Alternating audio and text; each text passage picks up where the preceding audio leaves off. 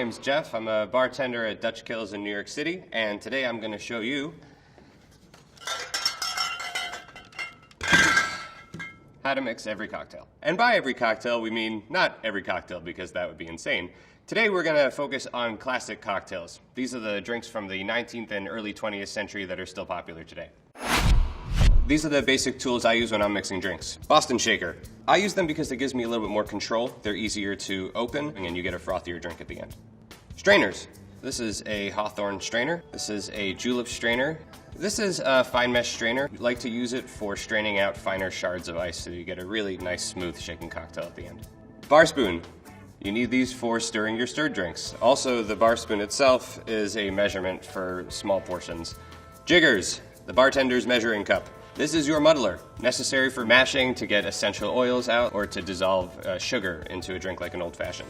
I can't stress this enough. Good ice is extremely important for making a good cocktail. You can have great quality alcohol, beautiful fresh juices, and then you put a piece of smelly ice from your freezer into a drink and it's just going to taste like your freezer. So what I recommend is to pick up a bag of ice from a grocery store before you're making drinks, to make nicer ice in a silicone mold at home.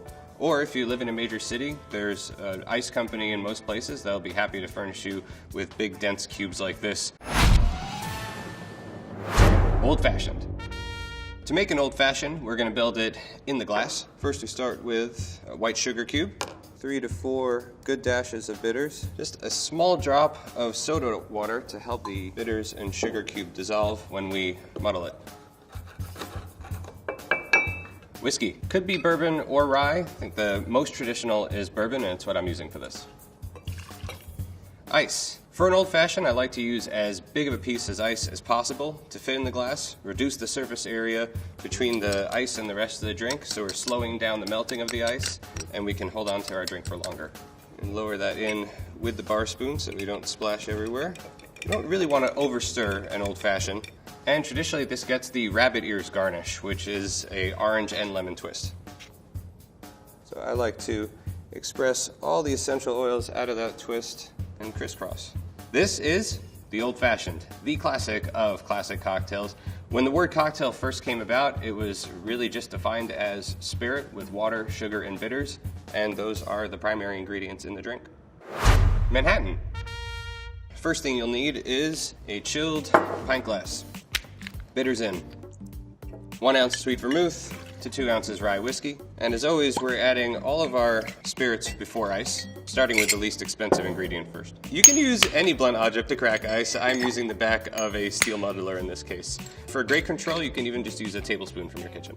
And now we stir. This actually will take a second. You can sing a song in your head, something I like to do. And a quick taste and temperature check. It's getting cold. Chilled coupe. Again, every ingredient should be as cold as possible to keep your drink as cold as long as possible. This is a Luxardo cherry. The kind of bright red maraschino cherries you see in a lot of bars were based on this. Really, really tasty. Highly recommend finding them if you can. For stir drinks, I'll use a julep strainer because it fits better into the pint glass. This is Manhattan. Legend has it, it was developed at the famous Manhattan Club in the 1870s. It's the probably second most popular cocktail right after the old-fashioned, still to this day. Whiskey sour. To make a whiskey sour, we need fresh lemon juice. It's probably the single quickest, easiest thing you can do to improve the quality of your drinks is using fresh juice whenever possible. The simple syrup is equal parts regular white sugar and water dissolved, and 2 ounces of whiskey. So what makes this whiskey sour traditional is the addition of egg white for a foamy top. So for any drink containing an egg white, the first step is a dry shake before we actually get to shaking the drink with ice. This is called the dry shake because it doesn't have any ice in it. This is usually when you talk to your customers and then they tell you their problems. All right. So our first step is complete. You can see the egg white is already nice and frothy. So now we'll add our ice carefully into the shaken drink. Softer shakes. Right now I'm cooling down the temperature in the shaker, and it's creating a better seal between the two cans. Now that I feel the shaker is cool enough, I can create an airtight seal in the Boston shaker and really go for it.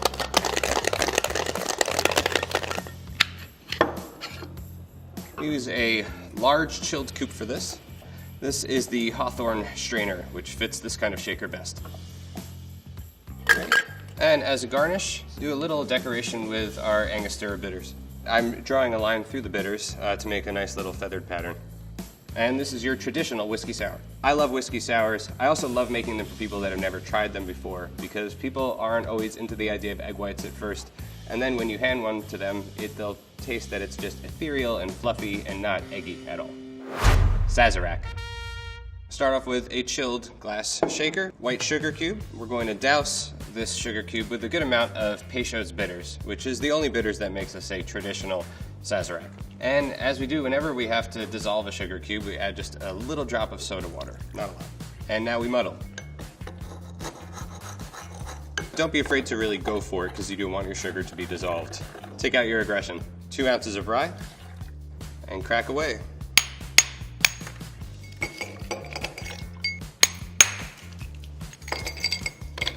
Spoon all the way to the bottom.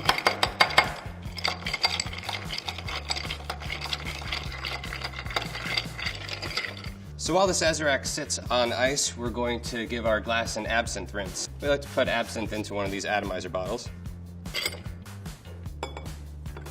So the traditional garnish for Sazerac is a lemon twist. Now, some people like to serve the lemon with the drink. Some people just like to express the essential oils from the lemon and discard the lemon. I don't want to make anyone mad, so what we do at the bar is put the lemon twist on the inside of the rim. That way people have the option of kind of having the twist or not.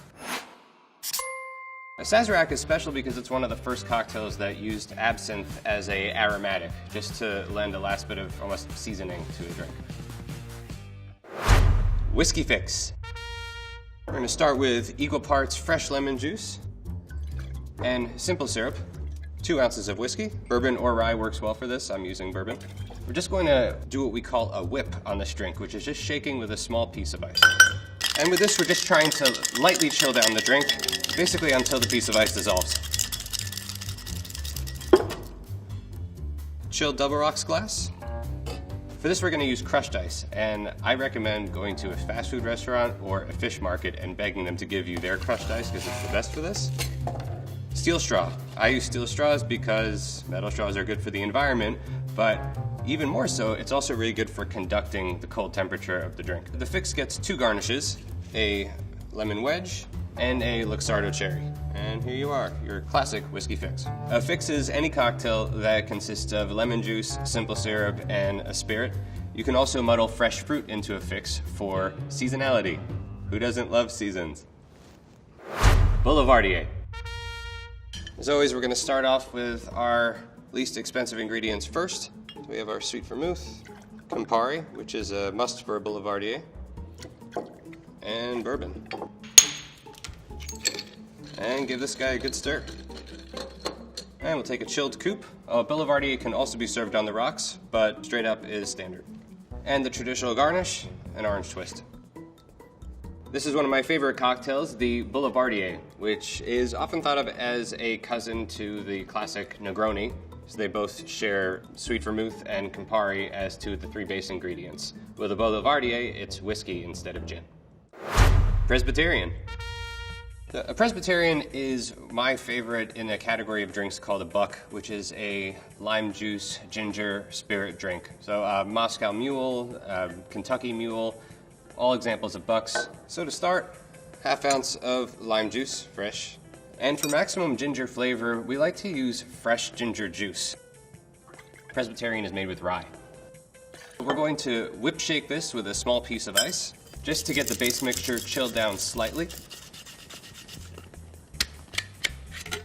I like to add the first bit of soda water into the can. That way we get a slight bit of carbonation that helps mix the soda into the drink as you're pouring it out. And my secret weapon, once again, big ice. And top with more soda water. And I like to top these with a little crystallized ginger candy, just so it gives people a little hint of what they're about to drink. This is a Presbyterian, the platonic ideal of a whiskey ginger. Blinker. Use a 1/2 ounce of grenadine for this. Grenadine is probably my favorite cocktail syrup. It's made from a concentrated, fresh pomegranate juice sweetened with sugar. Adding to that an ounce of fresh squeezed grapefruit juice and 2 ounces of rye. What I love about the blinker is that there aren't that many citrusy, refreshing drinks that people think about when they think about rye whiskey, and this is really one of those. One big rock for shaking. Hawthorne strainer. This is the Blinker, a shaken rye cocktail. Originated probably around the mid to late 1940s. Appears in one of the great cocktail books of all time, The Fine Art of Mixing Drinks. Improved whiskey cocktail. Start off with Peychaud's bitters and just a bar spoon of absinthe, a half ounce of Luxardo Maraschino. This was made available in America in the 19th century and became a very popular sweetener as an alternative to sugar, hence the improved whiskey cocktail, as opposed to an old-fashioned which just used white sugar. And this drink gets a lot of rye. Big rock. I'm trying to just get a little bit of ice down so that it fits in the tapered bottom of the glass. And just like with the old-fashioned, you don't need to over-stir this drink. And a nice lemon twist with this guy. This is the improved whiskey cocktail. This whiskey cocktail thinks it's better than other whiskey cocktails, and it's right. Monte Carlo. We'll start with Angostura bitters, as so many old-fashioned variations do. Instead of sugar, this gets a herbal and slightly sweetened kick from Benedictine liqueur. This is a drink bartenders love to make because it has 3 ingredients in it, and it's very fast and very good. This is rye whiskey. Big rock in glass, and we'll give this a judicious stir. So the herbal qualities of the Benedictine go really nicely with a lemon twist. One of the most popular riffs on an old-fashioned, the delightful Monte Carlo. Named after a brave man named Carlo who climbed a mountain. I'm kidding, it's named after the city of Monte Carlo. Mint julep. First things first, we need a lot of mint for a mint julep. So what I do is use the bottom leaves off of a sprig of mint, save the tops for garnish, and I'm going to put about maybe 15 or 16 nice fresh mint leaves into the bottom of the glass. So the mint julep gets sweetened with a little bit of sugar to start the abrasion process going to get those mint oils out, and then a little bit of simple syrup to provide the rest of the necessary sweetness. So I'm using the muddler here. I don't want to over muddle the drink either, but just get it crushed up enough. And while I'm doing this, I'm also spreading the mint around the inside of the glass as well. 2.5 ounces of bourbon, if you please. I'm going to fill this julep tin up about 2/3 of the way with crushed ice. So we're going to swizzle the drink, which is just to lightly combine a drink on crushed ice. It gets that crushed ice a little further down into the glass, making room for more. Add our straw in now, which is much easier than if you do it after all the ice is in there. And we take the prettiest looking mint we have. I like to lightly tap the mint against my hand to just get the aromas coming out of the mint leaves. And give a nice mint flourish. Though I don't know when this tradition began, it is a really nice addition to a mint julep to finish it off with a slight drizzle of Jamaican rum. And there's your mint julep, the official cocktail of the Kentucky Derby. Legally speaking, if you say the phrase, "I do declare," you're supposed to be holding a mint julep.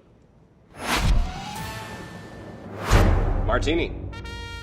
Chilled pint glass. More than anything else, you want a cold martini. The standard martini spec is 1 ounce vermouth to 2 ounces gin. I like to go with a London dry gin. And now we're adding some dense ice all the way up to the top with ice.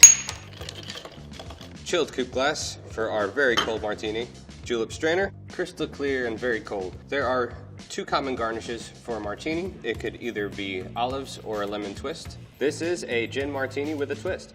Obviously one of the most beloved classic drinks of all time, and one of the ones that spawn the most variations. This one is the standard. Martinez. Again in a chilled pint glass. Start off with orange bitters.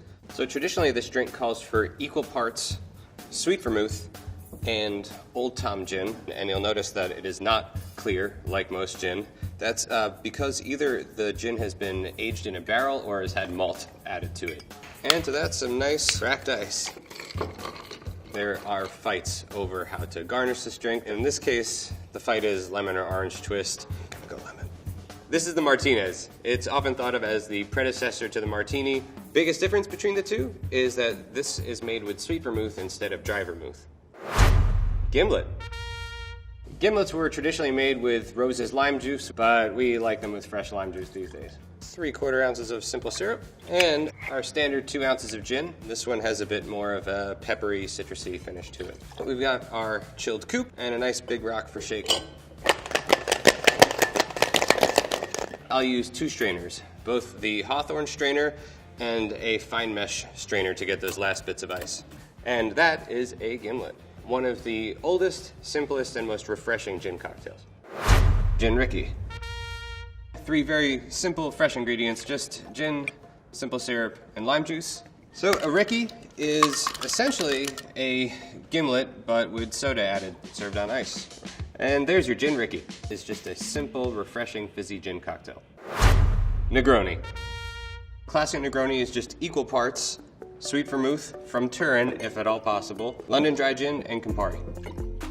Nice large rock. Orange twist for this guy. That's a Negroni. Classic Italian cocktail, one of the most refreshing things you could possibly drink. Corpse Survivor number 2. It's an equal parts drink, equal parts lemon, triple sec, Lillet Blanc, and gin. We'll give our chilled coupe a nice rinse of absinthe and finish that off with a generous lemon twist. This is the Corpse Survivor number 2, a classic refreshing gin drink invented by Harry Craddock at the Savoy Hotel in London. Aviation number 1. As for why it's the number 1, there's also a number 2, which doesn't contain the trademark ingredient of creme de violette. Creme de violette is a liqueur made from the violet flower, but it isn't always available, and when it became scarce, the number 2 was invented. Gin, echoing the presence of maraschino liqueur in the drink, we're also adding a cherry to the bottom. The weird and wonderful Aviation number 1. If you ever see creme de violette in someone's bar and wonder what it's used for, this is it. Tom Collins. We use equal parts lemon and sugar, 2 ounces of our Old Tom gin, and we whip a little bit of soda into the can. And the classic garnish is a Luxardo cherry and a beautiful orange wedge. This is a Tom Collins, similar to a Gin Ricky, except this is made with lemon juice instead of lime. Ramos Gin Fizz. For this, our citrus is a split base of lemon juice and lime. And for added complexity, we also use a couple of drops of orange flower water. Simple syrup. So what makes a Ramos Gin Fizz special is the meringue that forms from this drink. And what makes the meringue extra fluffy as opposed to other egg white drinks is the addition of heavy cream. 2 ounces of our gin, egg white for a foamy top. And it gets a particularly hard dry shake because we're really starting that meringue right now. I'm going to be doing this for a while, so let's talk more about the Ramos Gin Fizz. It required so much work that initially this used to be a multi-person operation where one waiter would then hand this drink to another waiter and then hand this drink to another waiter as they were going along. All right, well this is great. We already have the beginning of our meringue forming down here. Now, carefully drop our nice big shaking rock. So you can see that our nice meringue is starting to form. We're gonna stick it into the freezer and let that set. And we're back. It's solidified a little bit from sitting in the freezer. If you're a good bartender, you stick your straw in and it should not move. I guess I'm a good bartender. You take the fizziest seltzer you possibly can and pour it down the straw. And that is your Ramos Gin Fizz. Pretty much universally agreed upon as the hardest, most work-intensive drink to make from the great city of New Orleans. Bramble. A Bramble is a variation on the fix. So it's a crushed ice drink with lemon and sugar and spirit. And before we add the spirit in, so there isn't too much liquid in the glass, we're gonna muddle some berries in there right now. And just try to make sure that you crush each one. Now we can add our 2 ounce pour of gin. We're going to give this just a little dry shake to incorporate that gin straight into a chilled double rocks glass. So nice. We're gonna fill this up about 2/3 of the way with crushed ice so they know what we're drinking. This is a Bramble, a dangerously easy to drink gin number with citrus and fresh fruit. 20th century. This drink is a weird one and I like it. It has lemon and chocolate in it and it is very good. Trust me. Creme de cacao. If you can spring a few extra dollars for the good stuff on this, it makes a huge difference, and a little goes a long way. You'll have this forever. Using Koki Americano, which is aromatized fortified wine. Yeah, just your classic lemon, wine, chocolate, gin cocktail. But for some reason, it really works. Because we use both creme de cacao and this fortified wine, this gets less than the usual 2-ounce pour of gin. It only gets 1.5. And with this drink, we also finish it with a lemon twist, although most bars like to express the oils out of this lemon twist and then discard it. This is a 20th century, a uniquely flavored lemony chocolatey gin drink invented in 1930, which is in the 20th century. Bee's Knees. I love the Bee's Knees because it's sweetened with honey instead of sugar, and it actually is the drink I make the most for friends when I'm scrounging around their kitchen looking for ingredients I can use for a cocktail. I use a honey syrup, which is really just honey that's slightly thinned out with a little bit of hot water, making it easier to pour, and 2 ounces of gin. This is the Bee's Knees. One of the things I love about honey cocktails is that it creates a really nice foam on the top. Last word.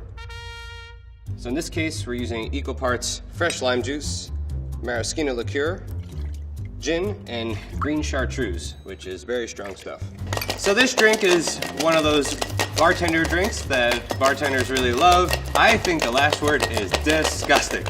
Everybody else loves this drink but me. I'm the crazy one, and it's my job to please. What a great order. Last word. Nice drink. And garnish it with a cherry. The delicious, to most people, last word. Vodka martini. A standard martini always calls for dry vermouth and either gin or vodka. Modern tastes for vodka martinis usually mean as dry as possible. I'm going to go with just a drop, although often it could be none at all. And because the cocktail is usually about 3 ounces in total, with a vodka martini you'll usually get a slightly heavier pour than the usual 2 ounces. Of course, the most popular variation of the vodka martini would be the dirty martini, which involves olive brine added into it, which is great if you like seawater. I'm gonna give this guy a good stir. This should really feel pretty much frozen. As with any vodka martini, it could be served with either olives or a lemon twist. This is a vodka martini. I feel like I'm at a business power lunch just looking at it. Moscow Mule.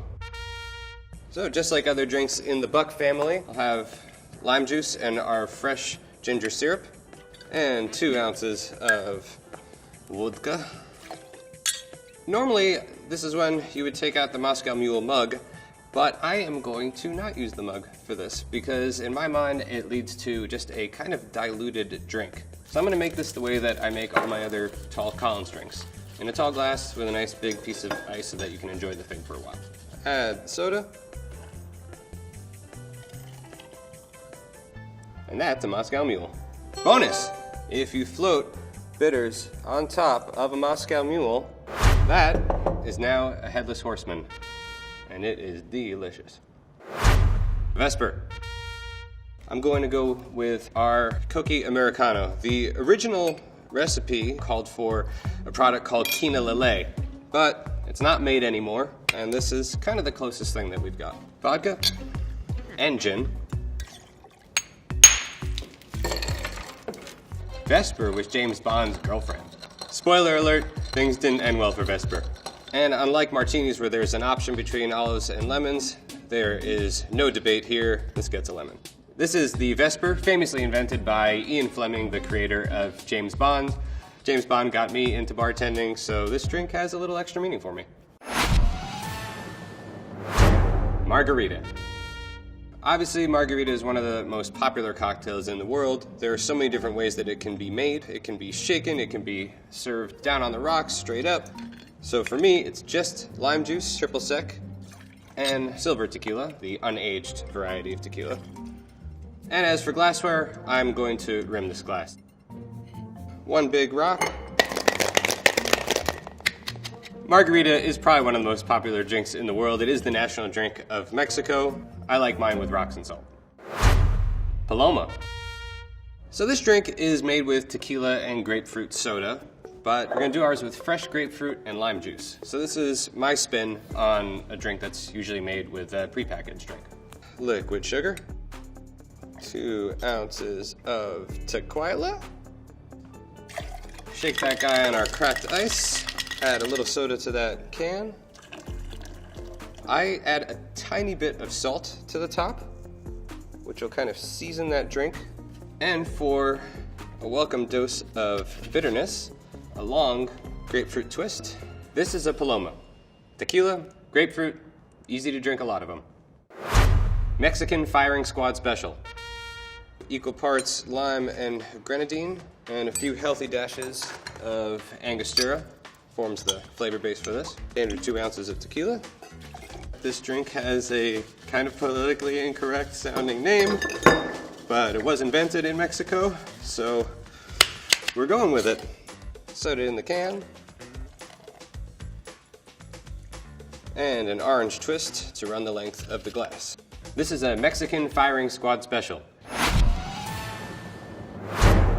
Daiquiri.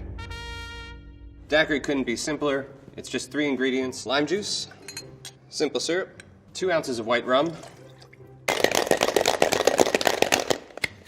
We're gonna double strain this guy for clarity. This is a daiquiri, or a daiquiri natural, just rum, lime, and sugar. It's pretty much holy to bartenders. Hemingway daiquiri. Out of many daiquiri variations, this is one of the more popular ones. It stood the test of time. It is sweetened with maraschino liqueur and also has the addition of grapefruit juice. This is a Hemingway daiquiri. Hemingway was famous for not liking sugar in his drinks, so this one is named after him for the lack of sugar. Dark and stormy. We're using our standard buck spec of lime juice and fresh ginger syrup. Bermuda rum. This is a dark and stormy. I just really like this drink. The dark and stormy is the national drink of Bermuda, and it is always made with Gosling's rum. If it ain't Gosling's, it ain't dark and stormy. Mai Tai. Here's how you make a Mai Tai. This is orgeat. It's a almond-scented syrup used in a variety of tiki drinks. Little goes a long way here.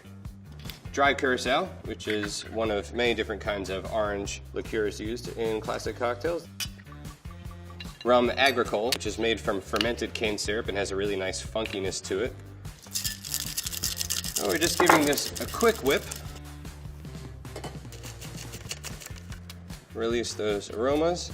I like putting that mint right next to the straw so that when you bring it to your mouth, you get the aroma coming right at you. And we finish this off with a drizzle of our strong, funky Jamaican rum. This is a Mai Tai, the sexy granddad of all tiki drinks. Mojito. When making a mojito, we're going to need a lot of fresh mint. We have a nice chunky Demerara sugar cube here. And before we add the spirit, just so there isn't too much liquid in the shaker, we muddle. 2 ounces of silver rum. Really not trying to add a lot of froth or anything to the drink right now, just to get it combined. And into a chilled double rocks glass. Crushed ice to top. Give our mint a little smack. This is a mojito, the national drink of Cuba. One of the simplest, most delicious drinks there is. Just rum, lime, sugar, and mint. Hotel Nacional Special. Probably my single favorite rum drink, if I had to pick. This is kind of a pineapple version of a daiquiri, but instead of using sugar to sweeten, we use apricot brandy. If at all possible, use fresh pineapple juice for this. Last but not least, this gets just a bar spoon of cane syrup. This gives just a hint of depth. And 2 ounces of aged rum. And to finish, just a dash of Angostura bitters. A little feather across the top. This is a Hotel Nacional special invented at the Hotel Nacional in Cuba. Highly recommend trying this one if you haven't. Sidecar. Another great, simple 3-ingredient cocktail. Lemon juice, Cointreau, and cognac. For this, we are going to be going with a dry version of the cocktail, the no-sugar version. And we will finish this guy off with a lemon twist. The Sidecar is an undisputed classic, a wonderful, sharp, citrusy brandy cocktail. French 75. We'll start off with a 1/2 ounce each of lemon juice and simple syrup. Technically, a French 75 can be made with gin or cognac, but for today's purposes, we're going with the cognac version.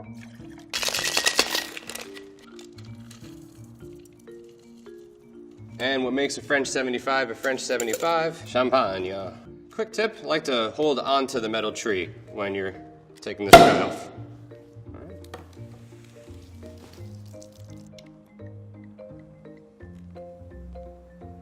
And last but not least, the lemon twist. This is a French 75, which sounds like a beautiful, elegant name, but is actually named for a military cannon because it feels like you got hit by one when you drink one.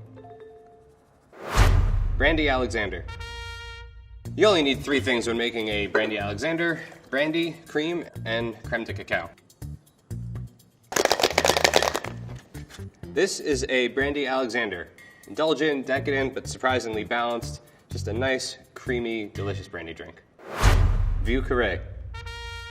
Start off with a small amount of our monk-made Benedictine herbal liqueur.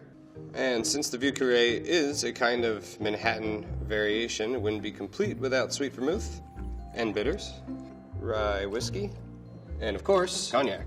Big piece of ice, finish with a lemon twist, or an orange, depending on your bartender. Since I'm here and you're on the other side of the screen and can't say anything, I'm doing lemon. This is a Vieux Carré, another New Orleans classic. Pink Lady. So when making a Pink Lady, we'll start by cracking an egg into our large shaker, apart from everything else we're going to be mixing. Fresh lemon juice, that nice tart pomegranate grenadine. And as for the hard stuff, the Pink Lady gets a split base of gin and apple brandy, also known as Applejack. We'll do our little feathery design. This is a Pink Lady, all too often forgotten, but a true classic. Delmonico. Angostura bitters. Do ½ ounce each of dry and sweet vermouths. And for the hard stuff, we have a split base of London dry gin and French cognac. All the way up to the top. And the Delmonico cocktail, of course, was invented at Delmonico's, one of the oldest restaurants in the country. Nice swath of lemon. The Delmonico cocktail, New York's finest. Jack Rose. To make a Jack Rose, you just need 3 things. Fresh lime juice, incredible edible grenadine, and our apple brandy. The Jack Rose, FYI, is the perfect drink for Thanksgiving dinner. Simple, refreshing, tart, delicious. Born in New Jersey. Bonus drink! If you add an absinthe rinse to a Jack Rose, that's a Pan American Clipper. Aperol Spritz. There are a million ways to make an Aperol Spritz, but this is the classic. 2 ounces of Aperol. That's nice. 3 ounces of Brut Prosecco. Your fizziest seltzer. And the traditional garnish would be just a wedge of orange, an orange twist, to get a little extra orange flavor into the drink. But then I throw it out and don't tell anybody I did it. The Aperol Spritz. You can do it a million different ways, but this is the classic. Americano. Traditionally built in the glass that it's drunk from. So we're gonna start this on ice, showcasing our vermouth from Turin, just like with the Negroni and Campari. Topping with soda. And this can be garnished with either an orange wedge or a nice orange twist. This is an Americano. It's the predecessor to the Negroni. Champagne cocktail. Heavily douse this white sugar cube in Angostura bitters. In Casablanca, they drink champagne cocktails constantly. If you were to drink a champagne cocktail every time they drink one in Casablanca, you'd be dead. This is a champagne cocktail, which dates back all the way to the mid-19th century. Bamboo. To make a bamboo, we need 2 kinds of bitters, Angostura and a smaller amount of orange bitters. And for this, we're using equal parts dry vermouth and Fino Sherry, delicious fortified wine. I don't know who made this up, but if you're having a little bamboo, like a bamboo shooter, you can call that a bambooter. A delicious low alcohol cocktail dating back to late 19th century Japan. Pisco Sour. We use just a split base of the lemon and lime. The reason is simple, that in Peru and Chile, the citrus fruit, which they really would just call limon there, has a taste that's kind of right in the middle of the lemons and limes that we get here. Simple syrup, pisco, which is technically in the brandy family, but is just really its own thing, and an egg white. Now, traditionally a pisco sour can be topped with either 3 dots of Angostura bitters or grated cinnamon. I like to do both, just because I like the flavor that each one of them lends. This is a pisco sour, the national drink of both Chile and Peru. Both countries claim to have created this drink. I choose not to get involved in that fight. Caipirinha. For a caipirinha, we're going to muddle a fresh lime into the drink. In with our lime wedges, going to add our friend the sugar cube that we use for most of our muddling applications, as well as some simple syrup. And before we add the base spirit, we'll muddle. And 2 ounces of cachaça. Cachaça is a fermented sugarcane product. And with the caipirinha, we really don't want to overshake the drink. We just need to give it maybe good 10 shakes or so. This is a caipirinha, the national drink of Brazil. It uses fresh lime muddled into the drink, which gives it a really nice zesty flavor. What I love about classic cocktails is the rich tradition and history behind each one of these recipes. Every country has their own spirit that they're proud of, so you can really kind of have a round-the-world experience when you're trying out classic cocktails. So whether you're trying to mix these cocktails at home or if you're just going to a good cocktail bar, I'd recommend ordering one of these classics, maybe try one you haven't had before, and get into the history of it all. Cheers!